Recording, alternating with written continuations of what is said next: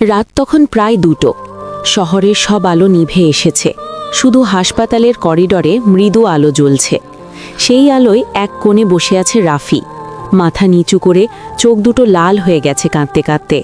তার হাতে একটা পুরনো মোবাইল, স্ক্রিনে লেখা মা, হার্ট, কলিং।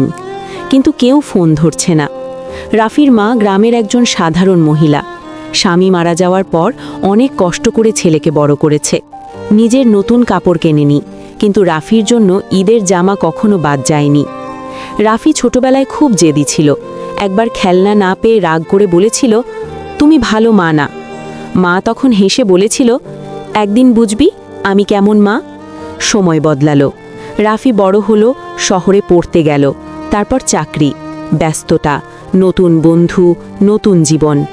ধীরে ধীরে মায়ের সাথে কথা কমে গেল। মা প্রতিদিন ফোন দিত, বাবা খেয়েছিস, কাজ কেমন, শরীর ঠিক আছে তো।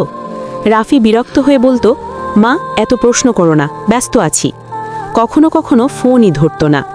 একদিন মা ফোন দিয়ে বলল, বাবা একটু শরীরটা ভালো লাগছে না, কেমন জানি লাগছে।